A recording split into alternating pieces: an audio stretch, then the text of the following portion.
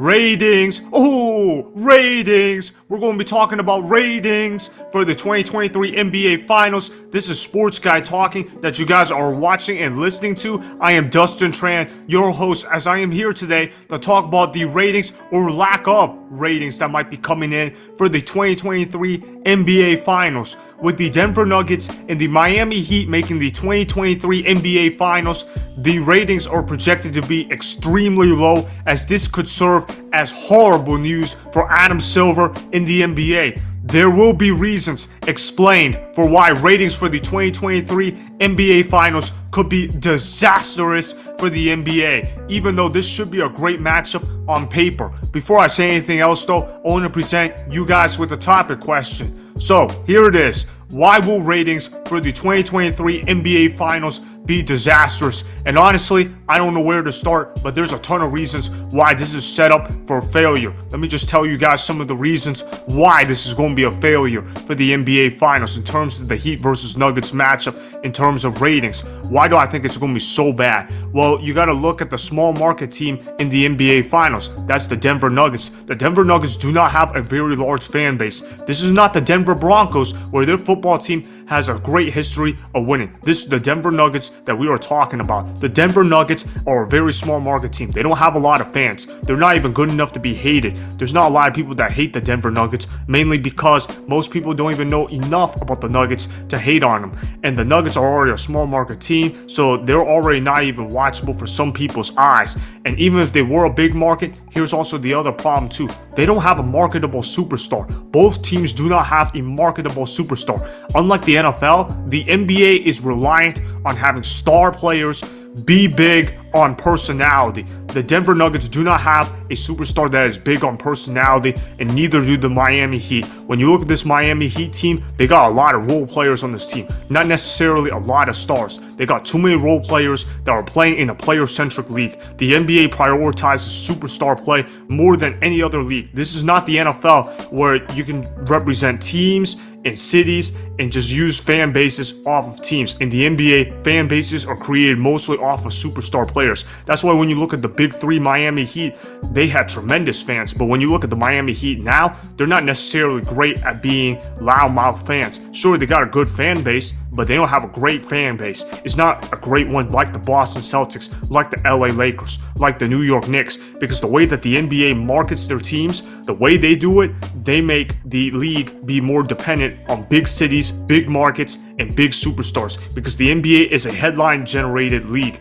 The NBA needs news to happen. They need drama. It's like a reality TV show. When you look at the NBA, they need storylines that are happening off the court. When you look at Michael Jordan, he rivaled with the New York media all the time. When you look at Larry Bird versus Magic Johnson, you like to talk about their rivalries. When you look at LeBron James, you look at how the NBA has marketed it around LeBron and his friends and or rivals. But in this case, with the Miami Heat and the Denver Nuggets, there's not really any player that is associated with LeBron James, at least on the friendship and rival kind of level. When you look at this Miami Heat team, who's the most notable player on the Miami Heat? It's Jimmy Butler. I like him a lot. I think Jimmy Butler is extremely underrated. I think this guy is a true dog, but he's more of an overachiever and an underdog type of player, more so than a face of the league type of player. When you look at Jimmy Butler, he has an inspirational story to his name, but let's be honest, Jimmy Butler is not a market draw. He's not going to make some casual viewer watch NBA games. He's just not a draw for that. And the second best player is Bam Adebayo. Is he even well known by casual NBA fans? And what about Caleb Martin, one of the better players? Do NBA casuals know him that well? I mean, come on, guys.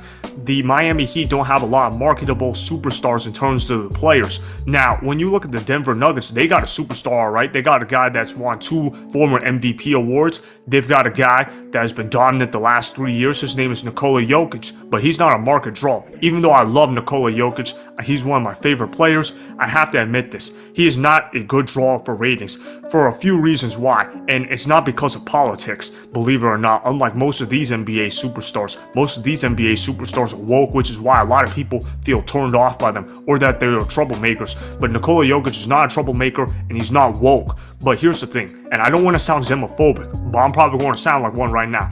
Nikola Jokic is not an American superstar. If you're not an American superstar, it's going to be hard to draw in American viewers. A lot of American viewers, they want to watch guys that they can relate to, that they can say, man, if I work hard in my craft in basketball, I could grow up to be like that kind of player. But Nikola Jokic doesn't bring in that type of draw to the game because Nikola Jokic is from Serbia. It's not exactly like a lot of Americans are Serbian exactly to be speaking. So that doesn't help out Nikola Jokic as well. And if you want to be a face of the league, you got to be able to speak good English. Now, do I think Nikola Jokic can speak English at an efficient level? Sure. But Nikola Jokic, his first language isn't English. When you look at it like that, that's going to be tough to make a market draw around him. It's like why baseball has a problem with Shohei Ohtani. He's a superstar player, but he's a Japanese-American guy. It's going to be hard to do that.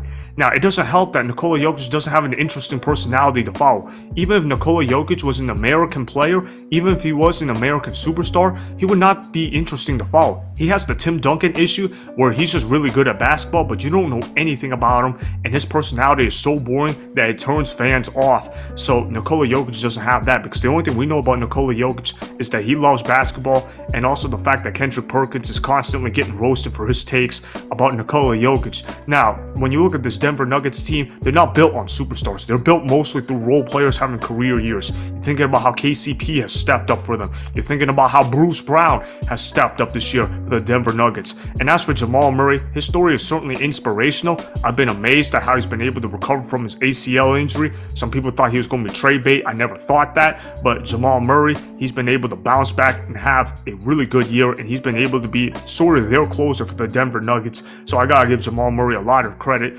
but Jamal Murray is not a marketable personality to build around. Jamal Murray is not that kind of guy where he's going to be a diva, where he's going to say, look at me. He doesn't bring in drama and he doesn't bring in controversy. The NBA relies on controversy to drive ratings. It's why Michael Jordan was so great at what he did. It's why what Larry Bird and Magic Johnson were able to do that many people were saying, wow, they're making the game of basketball exciting. Jamal Murray and Nikola Jokic are good players, but do they bring excitement to the game of basketball? To the casual fan? I mean, they bring excitement to me, but I'm a diehard NBA fan. But to the casual fan, does the casual fan care about watching Jamal Murray and Nikola Jokic play? No, not really, because they're just not interesting. They're not really people that you can say, wow, you look at the beef that they got with the media. And here's also the other problem too with the NBA. The NBA sucks at creating rivalries. What's the biggest rivalry in all of basketball? If you omit Lakers, Celtics, what is the biggest rivalry? The players versus the fans? Because that's what it feels like to me right now. When you look at rivalries in today's NBA, it's all about players getting into fights with fans and getting mad that fans are yelling curse words at them. And as for the fans, they get mad at the players because they feel like the players are a bunch of softies and that the players are weak and that they are just a bunch of millionaire crybabies. And honestly, I couldn't agree more with the fans because these players, they're getting paid more than ever nowadays to play less than ever. Now, do the Denver Nuggets and the Miami Heat have that problem? No, they don't have that problem. But the NBA has a reputation for that. And when they have a reputation for that, that's going to wear down on the rest of the players. So that's just really unfortunate for the Nuggets in that regard. Quite frankly, what I'm trying to say is ratings for the finals are going to be disastrous because there is not enough superstar power. There's not enough controversy around it. And honestly, if you ask some people what's the best part about today's NBA, it's about watching LeBron James lose in the playoffs. I mean, I hate to say it, but that's just the reality of the situation. People watch the NBA nowadays so they can see LeBron James epically fail in the playoffs. And why do so many people hate LeBron James, for an example? Well, one, they feel like he jumps around from team to team. Yeah, he might get you a championship, but he might destroy rosters while he's at it. And even if you didn't feel that way about LeBron James on the court, a lot of people cannot stand him off the court with his political talk that he does all the time about Black Lives Matter, about defund the police, about how Donald Trump is racist. I mean, look, fans don't want to hear it. And whether that's true or not, that's irrelevant. Fans just don't want to hear politics and sports mixed together. I'm sorry, but you look at the data. There's a reason why ratings always drop down whenever players talk about politics. And it's not just basketball that does this all the time, too. You look at football. When Colin Kaepernick took a knee for the national anthem in 2016, ratings for the NFL season that year went down. As soon as they kicked Colin Kaepernick out of the league because they thought Colin Kaepernick was bad for business, what happened? NFL ratings shot back up. Now, I'm going to go ahead and tell you guys why I think ratings for the 2023 NBA Finals are also going to be disastrous as well. I'm going to use some data. You look at the last 3 finals that have been played. They are owned in the top 5 for lowest NBA Finals ratings ever. They include the 2020 NBA Finals, that's Lakers Heat. Then there's the 2021 NBA Finals, there's Suns versus Bucks. Then the 2022 NBA Finals, Warriors versus Celtics. Those finals ratings were putrid. You look at the bubble year, where the average viewers for that finals was 7.45 million. That's really bad. Then in 2021, Suns versus Bucks, that didn't even crack 10 million. It only cracked 9.91 million. Then last year, it only cracked 12.4 million. And even though some people are saying, "Ooh, the NBA is back on track," actually what happened is that the NBA, even though they're somewhat recovering, they dropped off really bad. So they're trying to make up for lost ground that they had. Then you look at some of the other lowest finals ratings ever. They involve the Spurs. And I always say this to my buddies: the Nuggets are the new Spurs in terms of marketability. Nikola Jokic is basically the Tim Duncan of this generation in terms of market interest. Nikola Jokic does not have an interesting personality, and neither did Tim Duncan. The Nuggets are a boring team to watch for casual viewers, just like the Spurs were back in the day. So when you look at the 5 lowest NBA Finals ratings ever, they either involve the Spurs or they involve in recent memory. Now the NBA is still trying to recover from the bad reputation that they put out there by talking too much politics, and also the fact that the Nuggets are the new Spurs. So when you combine both of those factors, that means ratings for the NBA Finals are going to be really low this year. Hopefully I'm dead wrong about it, but if the NBA Finals cracks 14 million viewers per game this year in the finals, that's going to be somewhat of a success for the NBA, because right now it is looking pretty disastrous right now, because these fan bases are not particularly popular, especially the Denver Nuggets. And also you look at the fact that these superstars are not extremely marketable, but hey, at least the NBA can say ratings this year for the NBA Finals are not going to suck because of political talk and social justice warrior type of speak. I mean, that's just the reality of the situation. Ratings are going to suck this year just because superstars are not necessarily in the NBA Finals. It's going to be kind of hard to market around Nikola Jokic. Nikola Jokic is not an American superstar. I'm sorry, but when you're not an American superstar, it's going to be hard to market games around you. If you don't like it, well, I don't know what else to tell you, but I'm telling you based on what I've seen with the data and what my own personal opinion tells me, because the opinions got to be supported by the facts, and the facts tell me that ratings for the NBA Finals are going to be extremely low this year, and that it's going to be set up for disaster. So that is why ratings for the 2023 NBA Finals will be disastrous, as the NBA desperately did not need this NBA Finals matchup to happen. Remember, go ahead and subscribe to Sports Guy Talking, like the video, and please comment down below. If you guys do that, I may shout you guys out in my Instagram story every Monday. That'll be for the @Dustin Tran Instagram account. Make sure to follow me on Instagram @Dustin Tran and @Sports Guy Talking. Also, go follow me on Twitter @Dustin Tran.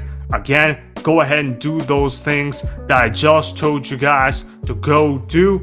Hopefully, you guys enjoyed the content that was just produced. Peace out. I hope you enjoyed that video. Want more Sports Guy Talking, the home of great sports content? Make sure you click that subscribe button to get the latest from Sports Guy Talking. Go ahead and like the video. Comment down below. Check the description box on the video in order to follow my Instagram and Twitter. Also, be sure to check out more of the best clips from the YouTube channel Sports Guy Talking.